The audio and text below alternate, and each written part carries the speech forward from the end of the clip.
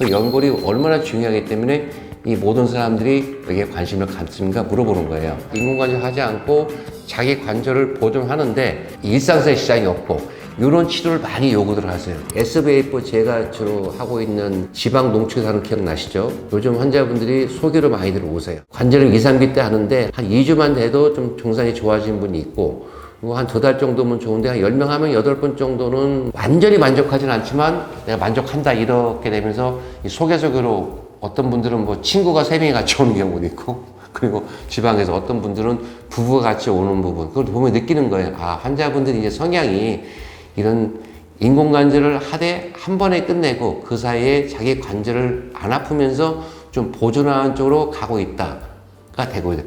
거기에 바로 핵심이 연골이에요. 그래서 연골에 대해서 제가 설명을 하려고 그래요. 제가 저번에 이제 연골 연화증에 대해서 설명한다고 했죠. 오늘은 이제 간단히 설명드리면은 연골이 두께가 3mm밖에 안 돼요.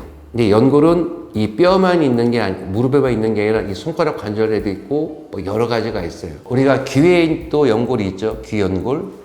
코에도 연골이 있어서 코를 세울 때 이 연골을 이렇게 집어넣고 뭐 연골 세우고 그런다고 하더라고요. 그런데 무릎에 있는 연골이나 관절에 있는 연골은 초자 연골. 좀 다른 성분이 연골이에요. 그래서 연골 성분이 좀 달라요. 그래서 이 무릎이라든지 이런 있는 연골은 3mm밖에 안 되지만 평생을 충격을 지탱하는 거예요. 이 연골이 아무것도 아닌 것 같은데 3mm를 또 분석을 해보니까 층이 달라져요. 3mm 안에서 맨 위에 있는 층이 덮는 막이 있어요. 그 다음에 표피 연골, 슈퍼피셜 존이라는 게 있고 그 다음에 중간층에 연골층이 있고 딥존 있고 그 다음에 뼈에 연골되는 타이드 마커에서 이 5개로 이렇게 구분된다고 보시면 돼요. 얇은 3mm밖에 안 되는 연골이 그냥 한 덩어리가 아니라 층이 5개로 나눠져 있다. 한 층에 뭐 1mm도 안 되겠죠. 나눠져 있고 거기에 있는 연골이니까 연골 세포가 있어요. 연골 세포가 바로 연골을 만드는 세포들인데 연골 세포들이 이 맨 위에 있는 층의 연골 세포의 이 모양이라든지 배열이라든지 중간에 있는 연골 세포의 모양과 배열, 그다음에 맨 아래에 있는 연골 세포의 모양과 배열이 다 달라요. 참 신기하죠? 저도 공부하면서 이렇게 신기하고 이 연골이라는 하얀 연골 조직에 그냥 연골 세포만 있는 게 아니에요. 연골 세포가 있고 그 연골 세포를 싸고 있는 이런 테두리가 있어요. 거기에는 뭐 이런 또 많은 물질들이 들어있고 콜라겐이라든지 히루안이라든지 프로테오글라이칸 이런 성분이 많이 들어있어요. 참 다양해요. 그래서 어려운 거예요. 제일 어려운 거예요. 그리고 연골을 이루는 가장 주 성분 물이에요. 저희가 피부가 젊은 사람들에게 윤기가 나잖아요. 그래서 윤기가 안 나면 제일 먼저 하는 게 뭐예요? 스프레이 딱 뿌리잖아요. 제 딸도 이제 나이가 20대 후반 막내가 그런데 뭐 수시로 뿌려요. 수분을 주면은 피부가 물렁물렁하잖아요. 우리 유튜브 찍는 우리 딸 같은 직원들도 이제 물 뿌려봤죠. 수분이 이게 마르면은 이온 뭐 음료 마시잖아요. 그러니까 뭔지 모르지만 물이 윤기를 주고 광택을 주고 그리고 이런 팽팽하게 유지해주는 그 역할을 하는 거예요.